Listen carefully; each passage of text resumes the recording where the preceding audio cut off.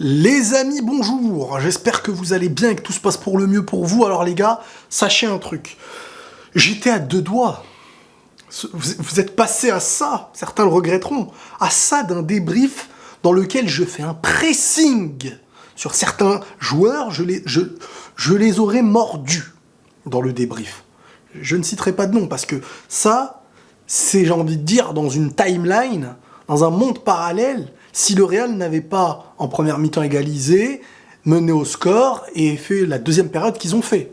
Donc je vais taire les noms, je pense que vous savez à peu près de qui je vais parler, de qui j'aurais pu parler. On a dans ce match-là, bon, déjà la victoire qui fait extrêmement du bien, 4-1, avec 2 buts en plus refusés, dont un qui aurait pu être validé, celui de Benzema, fin de première mi-temps. Un Real Madrid au début où vraiment, dans la continuité, dans la lancée de ce qu'on voit en 2022, dans le doute de ce qu'on voit en 2022, vraiment, j'avais peur. Je me suis dit, ça va vite le foot, hein, mais dans les deux cas en fait. Quand ça va vite dans le bon sens, t'es bien.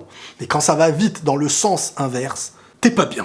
Bon, Carvajal qui donne un penalty à la Real Sociedad. Et Carvajal, c'est le mec, je trouve, on dirait que quand, tu vois, on dirait t'es sur FIFA, t'appuies sur carré pour mettre le pied, et genre il y a de la latence. Tu vois, c'est en retard que le truc qui se passe. C'est prévisible, le gars, tu sais qu'il va la toucher un petit peu avant toi, mais lui, il est loin, il va mettre son pied, mais il se retient pas. Aucune finesse, trop d'engagement, peu d'intelligence, peu d'anticipation. C'est le gars de moins en moins serein. C'est quand t'es moins serein défensivement, t'es en retard dans tes gestes.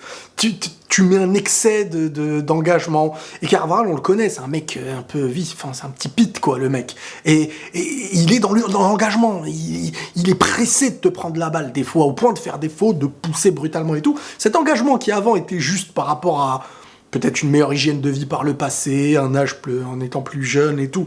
Donc voilà, on va dire il anticipait mieux, il avait moins de retard dans certaines choses et son engagement n'était pas dans un excès. En gros, il y avait beaucoup d'engagement et moins de finesse dans la concentration, moins de finesse dans la manière de défendre, moins de technique défensive, d'anticipation, de placement. Et ben ça donne un Carvajal qui donne un penalty contre le PSG, un penalty contre la Sociedad, et ça peut pénaliser.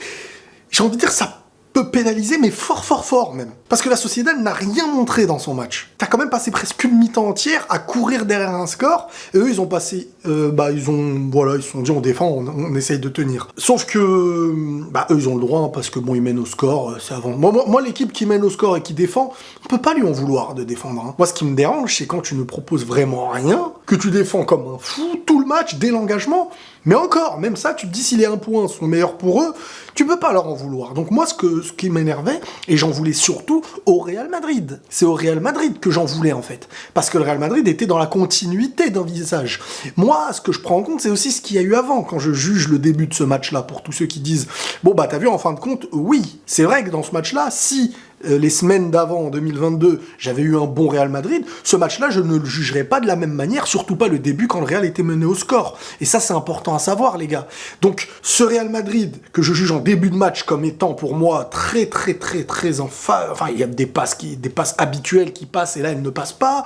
Un manque de confiance, tu le sens de plus en plus. Alors oui, le Real pousse, parce que encore heureux, parce que l'équipe, elle est toute derrière, donc t'es obligé de pousser, mais de quelle manière il pousse? Je vois Enfin, celui qui a la balle bouge, celui qui est autour tente un truc, et les autres, ils sont là-bas. Il n'y a pas de mouvement, il n'y a pas comme le Barça, j'ai envie de dire, une zone où ils viennent en zone vers toi, en groupe vers toi, et c'est, voilà, il y a du choix de passe, il y a des trucs, tu sens que vraiment...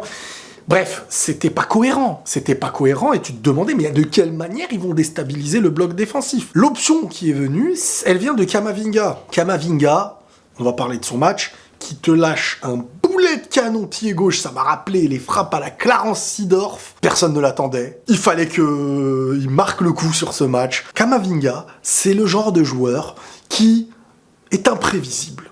Parce qu'en fait, il fait beaucoup de choses sur le terrain. Et moi, un joueur comme ça, quand je l'ai dans mon club, en plus très jeune, parce que ce match, il dégage un symbole aussi. Camavinga, 19 ans, Modric, 36 ans, ou 37, ou je sais plus quoi. Les deux extrêmes qui viennent à sauver ce Real Madrid. Tu vois, on te donne un flambeau. Bon, bref, on dit au revoir aux métaphores.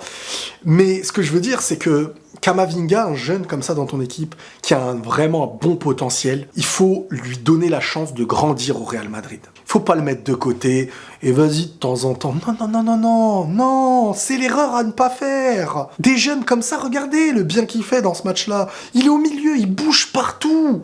Il bouge partout. Des profondeurs, il a été les chercher à gauche. Il a fait des récupérations. Il a pas de problème avec son jeu de pied, quoi, son jeu de jambes. Il a un bon pied gauche. Il a mis une frappe. Il se déplace. Il est utile un peu partout. Il est utile un peu partout. Donc maintenant, il faut lui laisser un peu de quoi prendre une bonne maturité. Il peut être vraiment bon, ce gars. Il peut être vraiment, vraiment fort. Donc faut donner du temps de jeu à ces jeunes, à ces joueurs-là. Et à Valverde aussi, vraiment, ça y est. Apporte la stabilité avec le milieu qu'on connaît, Kroos, Casemiro, Modric, et derrière, allez, t'as l'opportunité, t'as une chance d'avoir des joueurs comme ça. Ancelotti, regarde-moi quand je te parle. Je suis désolé, des fois on a envie de voir quand même un peu sur la fin de match, ça y est. Alors il a fait rentrer Asensio, moi y a pas de problème, il a fait rentrer un joueur, Asensio en plus qui marque derrière, Asensio qui en plus est en forme actuellement, moi je peux pas cracher dessus, d'accord, y a pas de problème, mais on veut voir un peu de Eden Hazard. Alors je sais, Eden Hazard, c'est dur, parce que bon, le gars, si c'est un mec qui... Je sais pas, moi, s'il se donne pas, par exemple, à l'entraînement, il y a quelque chose, il n'a plus une seconde de temps de jeu. Le coach a l'air de lui montrer. Est-ce qu'il y a la volonté de lui montrer que, bon, le Real ne compte plus sur lui et qu'il va falloir vite trouver un autre club? Est-ce que c'est aussi le message qui est envoyé? C'est cruel, le football, mais est-ce que c'est vraiment ce message-là? Est-ce qu'ils en ont discuté? Est-ce que Eden Hazard est au courant? Est-ce que... Je sais pas, mais c'est vrai que des fois, on a envie de voir, tu sais, même pour faire profiter au public, et puis pour faire tourner et impliquer toute ton équipe. Ce truc-là, on peut pas le relâcher sous le fait que la victoire a eu lieu. Alors oui, dans ce match-là, il y a Camavinga. Regardez, tout bêtement. Ce match-là, tu le gagnes 4-1, avec un visage qui fait vraiment plaisir. Tu le gagnes 4-1 contre la Sociedad, qui n'est pas une petite équipe nulle, hein, à la base. Hein. Tu le gagnes, et pourtant, bizarrement, t'as pas ton milieu habituel. T'as Camavinga à la place de Kroos. Donc si tu as gagné ce genre de match-là, tu peux en gagner d'autres. Et tu peux faire tourner.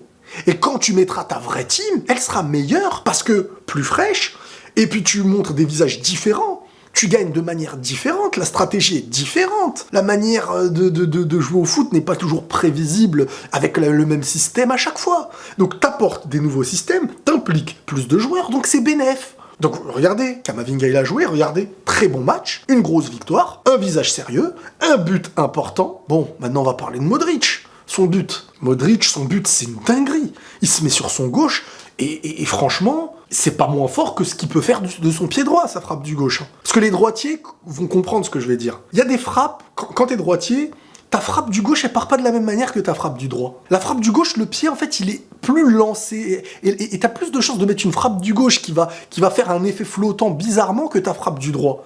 Regardez les joueurs qui sont bons du pied gauche quand ils sont droitiers. Les Zidane, etc. Les frappes du gauche, pour ceux qui jouent au foot, ils vont le comprendre, ce truc-là, ceux qui ont un bon pied gauche et qui sont droitiers. Et Modric, sa frappe du gauche, elle ne part jamais comme celle du droit. Enfin, je sais pas si vous voyez ce que je veux dire, bref. En tout cas... la frappe de Modric, et voilà, un bloc bas, il faut contrer ce bloc bas, non pas que par des centres, mais aussi il faut oser des tirs, et des tirs, voilà, comme ça, et ça change tout. Tu montres une autre opportunité de prendre un bloc bas. Et ça a fait la diff. Et Camavinga a été le précurseur de tout ça. Benzema a mis 2 buts dans ce match, 2 refusés. Donc Benzema on peut dire il a mis un triplé, mais avec un seul but validé. Bref, un Vinicius qu'on a retrouvé aussi en deuxième mi-temps, hein, quand il a un peu plus d'espace et que l'équipe est en confiance, et je suis content parce qu'on a vu un visage du Real confiant. Là, franchement, j'étais à 2 doigts de péter les plombs, hein, sur ce match, si ça se passait mal. Parce qu'en fait, c'est pas la question d'encaisser, c'est pas la question... Au passage, Courtois qui allait arrêter le penalty, qui part dans une bonne direction. C'est pas le fait d'encaisser, tout ça, c'est le fait de voir un visage qui s'enchaîne, semaine après semaine, une inquiétude, un manque de fraîcheur, un manque d'inspi, etc. Et là, on a, boum, réveillé un Real qui, grâce aussi à la Sociedad, qui a décidé de refuser le football, donc qui a remis le Real en ayant le ballon, etc. Qu'est-ce que ça aurait été si la Sociedad jouait son match en entier? Bon, peut-être plus d'espace pour le Real, peut-être plus. Mais la confiance est revenue, je vous l'ai dit. Contre le PSG, c'était ce qui s'est passé. Si tu as des grands joueurs dans une équipe, le Real a des grands joueurs, Paris aussi, il faut tout faire pour les déstabiliser et ne pas faire en sorte qu'ils soient le plus à l'aise. Et le Real sera le plus à l'aise quand tu ne les mets pas en danger derrière. Tu ne leur fais pas un pressing, tu recules. Donc forcément, Modric et tout ça, ils ont du talent, ils auront beaucoup de ballons, donc forcément, ils vont être à petit dans la confiance. Si en plus ils arrivent à te déstabiliser par quelque chose, et ça y est, tu leur as laissé la confiance des grands joueurs. Donc ils vont pratiquer leur meilleur football. À l'inverse de ce que tu as fait contre le PSG. Tu les as laissés pratiquer leur meilleur football. Quand tu empêches les grandes équipes, faut les empêcher d'être à l'aise. Sinon, les grands joueurs vont être à l'aise et vont faire des différences. C'est ce qu'on a vu contre le PSG, malheureusement. On verra ce que ça va donner la semaine prochaine. Bref, Casemiro, qui s'est bien rattrapé, parce que dernièrement, il m'a montré un visage dégueulasse. Militao, le garçon, il fait du bien. Lui aussi, pour moi, c'est comme Kamavinga, avec beaucoup plus d'âge. Il a 24 ans, je crois. Militao, c'est le mec, faut lui laisser. Avec le temps, il peut être un petit monstre à son poste. Il lui faut, voilà, moi je compte sur lui. Moi je compte sur lui. C'est des joueurs, faut les faire grandir dans ton club. Oui, des fois, il y a des matchs où tu sens que... Mais quand même, il a affronté beaucoup de choses, là. Il s'est confronté à beaucoup de choses depuis l'année dernière. Entre les matchs contre Liverpool, contre l'Atalanta, il a joué contre Paris, il n'était pas mauvais.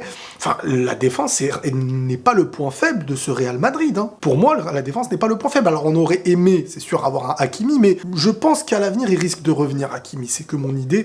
Après, voilà, je sais pas. Mais Carvajal, c'est sûr que il n'est plus le Carvajal qu'on connaît. Hein. Il lui reste des petites choses et tout, mais tu sens que le mec, il est poussif des fois. Hein. Et donc ce truc-là, il met un excès d'engagement et parfois ça pénalise fort son équipe. Sur les matchs moyens et tout, il peut être là. Il n'y a aucun problème, il va être meilleur que Vasquez. Vasquez, trop de problèmes défensifs, c'est pas son poste. Vasquez, oui, plus agréable, mais c'est pas son poste, Vasquez à la base, et on pourra pas lui faire en un an comme ça, le rendre très très fort à ce poste-là. Mais ces joueurs-là, sur des matchs, c'est-à-dire 90% des matchs dans la saison, ils peuvent être là. C'est sûr que les 10% des matchs où parfois, Ligue des Champions, 8e et tout, des fois ils sont pénalisants dans leur manière de défendre, mais Carvajal, vas-y, pas que. Carvajal, son engagement, etc. Et l'inverse pour Vasquez. Hein. Vasquez, malheureusement, face à Mbappé, c'est cadeau. Hein. C'est cadeau, emballé et plateau hein, pour Mbappé. Tu peux pas défendre, Vasquez, il peut pas défendre sur des joueurs comme ça. C'est impossible. Déjà, Carvajal, il se faisait manger. Donc voilà, un Benzema qui nous a quand même montré un gros visage. Hein.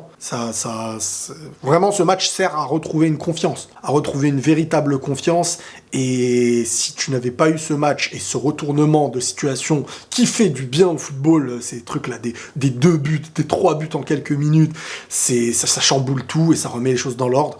Mais Ancelotti, qui met toujours autant de temps à faire des remplacements, écoutez, on verra. On verra comment les choses vont se passer, mais c'est sûr qu'on saura quoi lui dire quand ça va mal se passer. Parce que là, lui, il va être dans la défense de dire « Vous regardez ce qui se passe ». Donc voilà, on va regarder ce qui se passe. Mais si d'ici la fin... Bon, là aussi, ce qui se passe, c'est que tu arrives à prendre 8 points d'avance. Donc le temps passe, peut-être qu'il fera encore plus de faux pas que toi. Donc là, il y a une avance qui se fait. Faut sécuriser la Liga. C'est la priorité. Arrêtez de vous dire des choses dans vos têtes. La Liga, c'est la priorité. La Ligue des Champions, c'est, j'ai envie de dire... à 15% de gagner une Ligue des Champions, je suis gentil, et la Liga, t'es à 90, voire plus, donc mise dans les 90, que tu vas pas te risquer à diminuer ton 90 que vouloir faire augmenter ton 15%, à mes yeux, en tout cas, c'est comme ça. Bref, voilà les amis, je sais pas si j'ai oublié des choses, mais en tout cas, ça fait du bien de voir ça, et espérons qu'il va y avoir une continuité à tout ça. On verra en Ligue des Champions mercredi contre le PSG. Je n'y crois pas spécialement, mais au moins, si ça se passe, je tomberai de haut et je serai content. Les amis, prenez tous soin de vous et la paix sur vous.